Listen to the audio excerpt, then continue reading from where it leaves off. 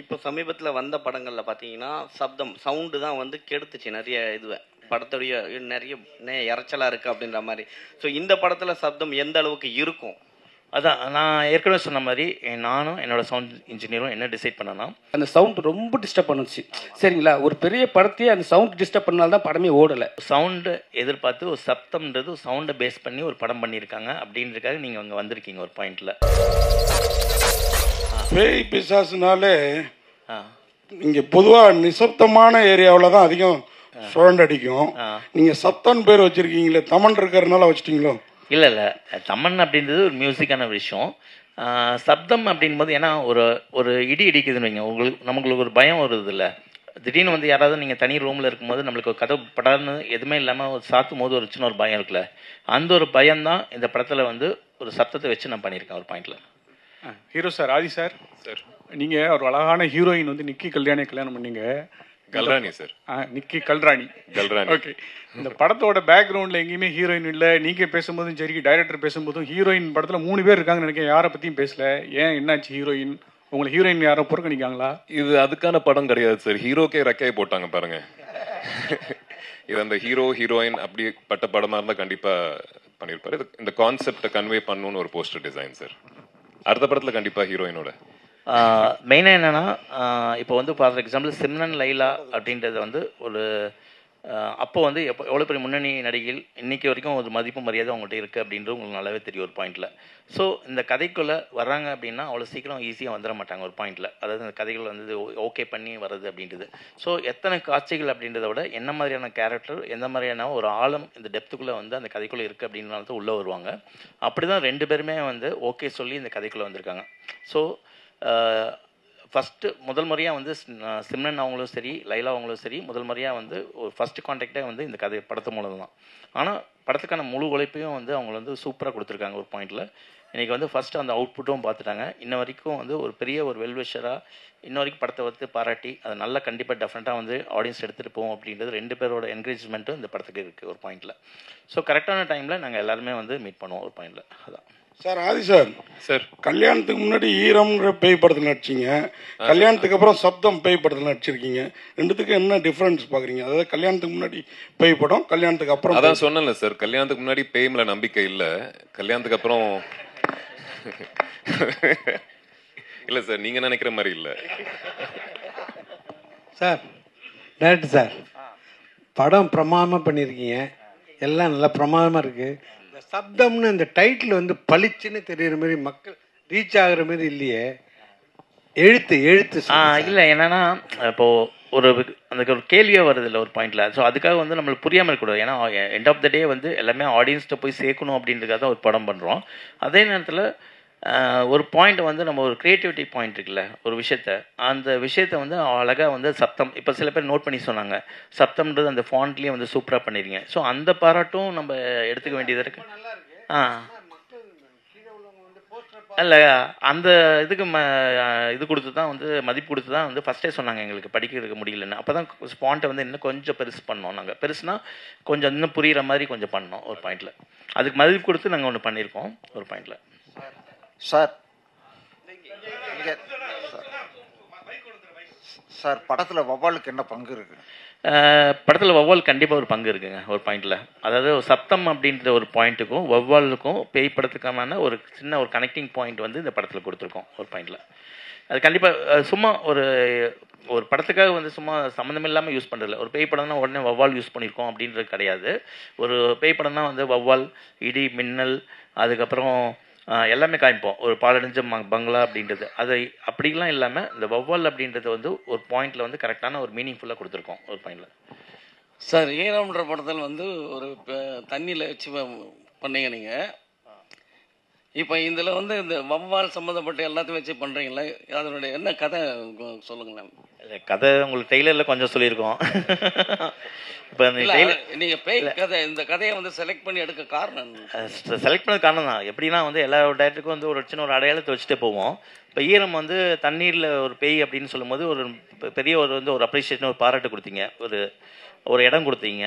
So இப்போ அடுத்து ஒரு பேய் படம் கொடுக்கும்போது ஒரு சவுண்டு பேஸ் பண்ணி ஒரு சேலஞ்சிங்காக ஒரு படத்தை கொடுக்கணும் அப்படின்ற ஒரு பாயிண்ட் தான். கதை February 28 சார். டேரக்டர் சார், ஆதி சாருக்கு வந்து ஈரம் கொடுத்தீங்க.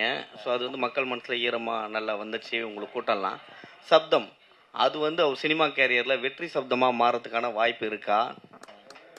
கண்டிப்பாக எந்த ஒரு படம் ரிலீஸ்க்கு முன்னாடி எந்த ஒரு டைரக்டர் கேட்டாலும் கண்டிப்பாக படத்து மேலே ஒரு நம்பிக்கையில் சொல்லுவாங்க. எங்களால் வந்து ஒரு நம்பிக்கை வந்து 100% வைக்க முடியும். ஒரு நல்ல படம் கொடுத்துருக்கோம், அது படம் ரிலீஸுக்கு முன்னாடி ஒரு அருமையான படம் கொடுத்துருக்கோம், நல்ல படம் கொடுத்துருக்கோம்.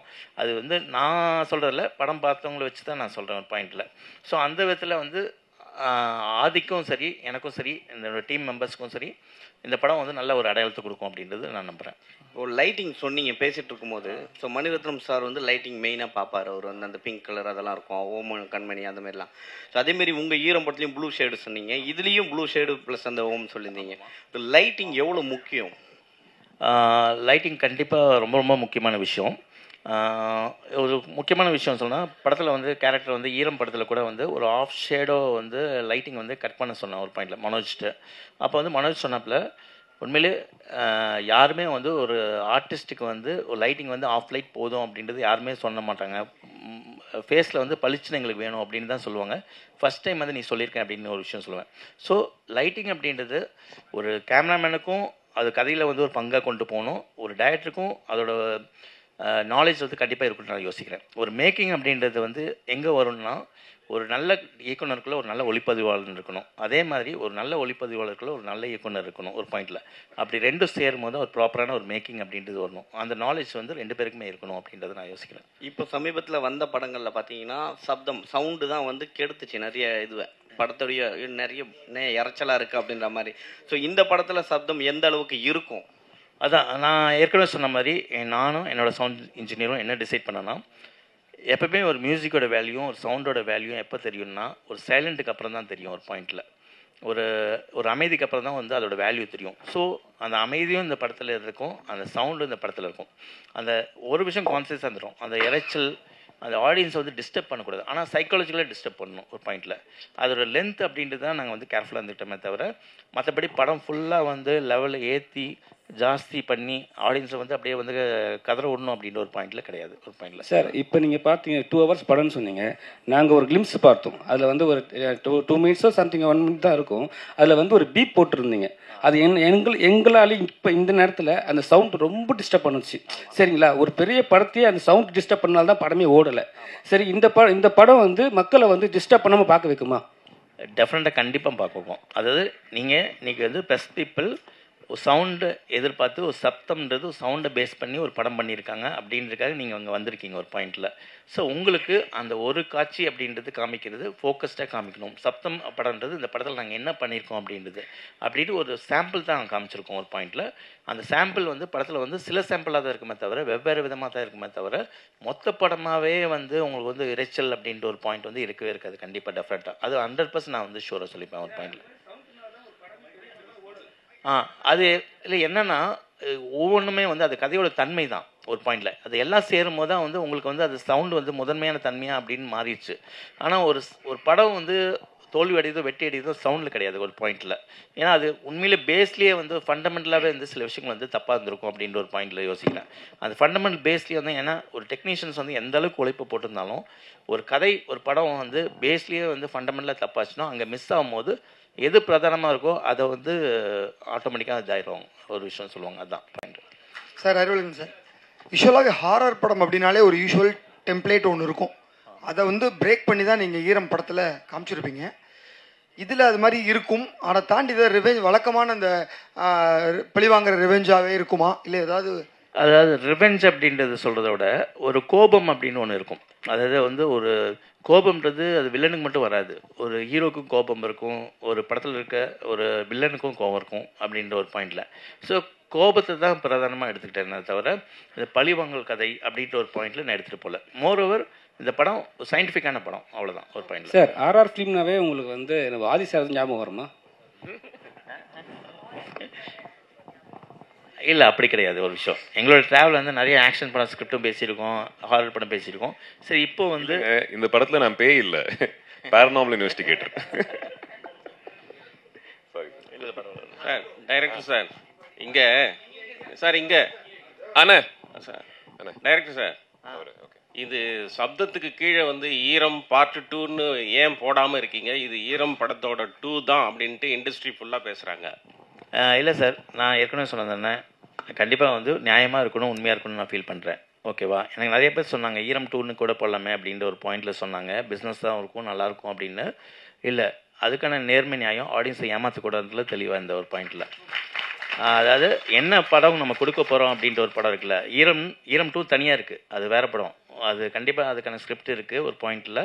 அது பண்ணோன்னா கண்டிப்பாக வந்து எஸ்பெச்சஸ் கூட தான் நான் பண்ணுவேன் ஒரு பாயிண்டில்.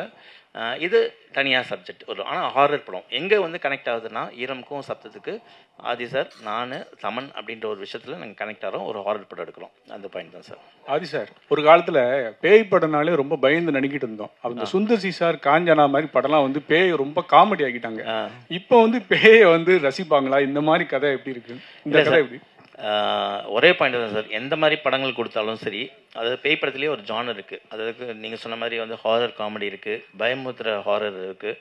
அதுக்கப்புறம் வந்து ஒரு சோல்ஃபுல்லாக வந்து ஒரு கதையை வந்து எமோஷனலாக சொல்கிற சில ஹாரர் படங்களும் இருக்குது ஒரு பாயிண்டில். ஸோ என்றைக்குமே வந்து ஆடியன்ஸை வந்து நம்ம என்கேஜிங்காக வச்சுக்கிட்டோம்னாவே வந்து தியேட்டரில் வந்து என்கேஜிங்காக வச்சுக்கிட்டு ஒரு சோல்ஃபுல்லாக வந்து ஆடியன்ஸை நம்ம கனெக்ட் பண்ணிட்டோம்னா அங்கே அந்த படம் வந்து சக்ஸஸ்ஃபுல் ஆகணும் அப்படின்ட்டு தான் நான் ஒரு நம்புகிறேன். அந்த நம்பிக்கை வந்து இந்த படத்தில் எனக்கு இருக்குது அப்படின்னு தோன்றேன். ஸோ ஒரு ஹாரர்ன்றது நான் ஒரு பாயிண்ட்டாக எடுத்துக்கிட்டேனே தவிர ஒரு கமர்ஷியல் வேல்யூவாக எடுத்துக்கிட்டதில்ல. அதுக்குள்ளே ஒரு கதை சொல்லியிருக்கேன் ஒரு பாயிண்டில். அதுதான் எல்லாருக்குமே வந்து ஒரு கமர்ஷியல் பாயிண்ட் சொல்லுவாங்க. ஒரு ஆக்ஷன் படம்ன்றது ஒரு கமர்ஷியல் பாயிண்ட்டு, ஒரு காமெடின்றது ஒரு கமர்ஷியல் பாயிண்ட்டு, ஒரு லவ்ன்றது ஒரு கமர்ஷியல் பாயிண்ட்டு. நான் ஹாரர் எடுத்துக்கிட்டேன். ஆனால் இந்த எல்லா படங்களும் வெற்றி பெறது வந்து ஏதோ ஒரு இடத்துல வந்து உங்கள் இடத்துல கனெக்ட் ஆகணும் ஒரு பாயிண்டில். ஸோ அந்த கனெக்ஷன் வந்து ஒரு விஷயம் நான் நம்புகிறேன். டைரக்டர் சார், இந்த படத்தில் ஆதிபுரோ வந்து அவரோட கேரக்டர் வந்து ஒரு பேரநார்மல் இன்வெஸ்டிகேட்டர். பேரநார்மல் ஆக்டிவிட்டிங்கிறது ஹாலிவுட்ல ஒரு ஃபேவரட்டான தீம். அந்த எலிமெண்ட்ஸ் இதுல நிறைய இருக்கா? அல்ட்ராசானிக் வேவ்ஸ் மூலமா தான் பேட், அதாவது வௌவால் நகர்வுகள் நிகழ்வுகள் எல்லாம் இருக்குங்கிறதும் அது ஒரு டைலாக்ல மென்ஷன் ஆயிருந்தது, which is a fact. Paranormal ஆக்டிவிட்டியும் இந்த அல்ட்ராசவுண்ட் வேவ்ஸ் அந்த பேட் மூவ்மெண்ட்டுக்கும் எப்படி லிங்க் பண்ணியிருக்கீங்க? லிங்க் பண்ணல, நான் அதான் சொன்னேன். ஒரு பேரநார்மல், அதாவது ஒரு கோஸ்ட் இன்வெஸ்டிகேட்டர் அப்படின்னாவே ஒரு ஆவியை வந்து சயின்டிஃபிக்காக ஒரு அறிவியல் பூர்வமாக வந்து அணுகுறவர் அப்படின்ற ஒரு பாயிண்டில். ஸோ அதை அணுகும்போது அவர் கிராஸ் பண்ணுற விஷயங்கள் எல்லாமே தான் வந்து நீங்கள் டெய்லரில் பார்த்த சின்ன சின்ன விஷயங்கள். அது படமாக பார்க்கும்போது ஓகே கோர்வையாக வந்து ஒரு கனெக்டிங் பாயிண்ட் வரும் ஒரு பாயிண்டில். ஸோ அப்படி தான். ஸோ எல்லாமே வந்து ஒரு எமோஷனலாக கனெக்டிங் பாயிண்ட்டாக ஒரு ஹாரிஃபிக்காக நான் சொல்லியிருக்கேன் ஒரு பாயிண்டில். சார், ஆதி சாருக்கு ஒரு கேள்வி. சார் ஆதி சார், நீங்கள் தமிழில் நிறைய படங்கள் பண்ணீங்க. படங்கள் எல்லாமே வந்து இட் வாஸ் கிரிட்டிக்கலி அக்ளைம்டு. படம் நல்லா போச்சு இல்லைன்றதை விட ஆதியோட ஆக்டிங் வாஸ் அப்ரிஷியேட்டட். பட் இருந்தாலும் ஏன் உங்களோட வாய்ப்புகள் இங்கே கம்மியாக இல்லை? யூ சூஸ் ஃபிலிம்ஸா எனக்கு இந்த மாதிரி தான் பண்ணணும் அப்படின்ற ஒரு கட்டாயத்தில் இருக்கீங்களா நீங்கள்? வாய்ப்புகள் தான் கம்மிங்க. அதுக்கான காரணம் என்னவா நீங்கள் பார்க்குறீங்க சார்? தெரிலங்க, அது எனக்கு தெரியல. நான் ஓடிக்கிட்டு தான் இருக்கேன், கால் வலிக்கல, இன்னும் ஓடிக்கிட்டே இருப்பேன். ஐ திங்க் எக்ஸ்பெக்ட் பண்ணுறேன் நல்ல படங்கள், நல்ல வாய்ப்பு, நல்ல ப்ரொடக்ஷன் ஹவுசஸ்லேருந்து வரும்னு எக்ஸ்பெக்ட் பண்ணுறேன். என் வீடு இங்கே தாங்க, நான் எங்கேயும் போகல. நான் தெலுங்கு படம் பண்ணணுன்னா ஃப்ளைட் ஏறி ஷூட்டிங் பண்ணிட்டு திருப்பியும் வீட்டுக்கு தான் வருவேன். ஸோ இங்கே தான் இருக்க போகிறேன். நல்ல வாய்ப்புகள் வந்தால் அதிகமான படங்கள் பண்ணணுன்ட்டு எனக்கு ஆசையாக இருக்குங்க. சார், டைரக்டருக்கு ஒரு கேள்வி. சார், பேரநார்மல் இன்வெஸ்டிகேட்டர் அப்படின்னு சொன்னீங்க. ஓகே, அப்படின்னா வந்து நீங்கள் வந்து இந்த ஆவிங்களோடையோ இல்லை அந்த ஸ்பிரிட்ஸ் கூட பேசுறது அப்படின்னு. பட் என்னை பொறுத்த வரைக்கும் நான் ஒன்று கேட்குறேன் sir, isn't it a cruelty to the spiritsன்ற மாதிரி பார்க்கக்கூடாதா? ஏன்னா நீங்கள் வந்து ஒரு ஸ்பிரிட்ன்றது ஒருத்தர் இறந்ததுக்கு அப்புறமா இருக்குது, அவங்க அமைதியாக இருக்க வேண்டிய ஒரு கட்டாயத்தில் தான் இருக்காங்க. அப்படி இருக்கும்போது நீங்கள் அவங்க கிட்ட போய் பேரநார்மல் இன்வெஸ்டிகேட்டராக நீங்கள் சொல்கிறீங்க, இல்லைன்னா யாரும் சிலர் வந்து நிறைய பேர் இருக்காங்க போய் ஆவி கிட்ட பேசணும் இல்லை, அப்படி போய் பேசும்போது doesn't it disturb the spirits? அவங்களோட பீஸை நீங்கள் கெடுக்கிற மாதிரி இல்லையா? இந்த படமாக போச்சு சார், பட் நீங்கள் இந்த படம் பண்ணதுனால அதை நான் உங்களை கேட்குறேன் அந்த ஒரு கேள்வி. இல்லை, ஆக்சுவலாக பார்த்தீங்கன்னா ஒரு டிஸ்டர்ப் பண்ணுற ஆவி அப்படின்றது தான் வந்து இவரோட இதுவே போகுது. அது ஒரு பேரநார்மல் இன்வெஸ்டிகேட்டர் அப்படின்றது இவர் எடுத்துகிட்டு போகிறது பாயிண்டில். அதாவது இன்னொரு கேட்டகரி இருக்குது, அதாவது ஆவி கூட ஜென்ரலாக பேசுறது. அதாவது ஒரு ஆவி கூட வந்து நம்ம போய் பேசினாலுமா சில சொல்யூஷன் கிடைக்கணும் அப்படின்றதுக்காக தான் நம்ம போகிறோம். அது ஏதோ ஒரு இடத்துல நம்மளை கூட கம்யூனிகேட் பண்ணிகிட்டு இருக்கும்போது தான் நம்ம திருப்பி கம்யூனிகேட் பண்ணுறோம். நாமளே போய் வாலண்டரியாக வந்து நம்ம போய் வந்து சரி இந்த ஆவிட்ட போய் பேசலாம் அப்படின்ற ஒரு பாயிண்டில் இல்லை. ஸோ நம்மளுக்கு வந்து ஒரு ஏக்கம் இருக்கும் ஒரு பாயிண்டில். அதாவது அது சொந்தத்துலேயாக இருக்கட்டும், அதுக்கப்புறம் வந்து யாராவது நம்மளை இவங்களை டிஸ்டர்ப் பண்ணாலும் சரி, அப்போ வந்து ஒரு ப்ராப்பர் கம்யூனிகேட்டராக ஒரு அறிவியல்பூர்வமாக வந்து இவரோட பங்கு வந்து இவரோட பணி வந்து இருக்கும் ஜாப். அப்படி தான் அதோட டிஸ்டர்ப் பண்ணும்போது தான் அதோட நோக்கமே வந்து இவங்க வந்து உள்ளே போகிறாங்க ஒரு பாயிண்டில்.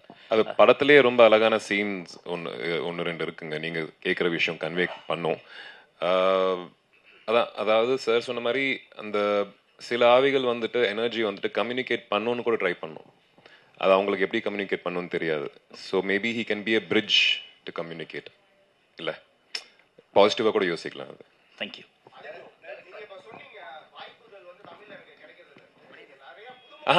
கம்மின்னு சொன்னாங்க. கிடைக்கிறது. இது தமிழ் படம் தானே.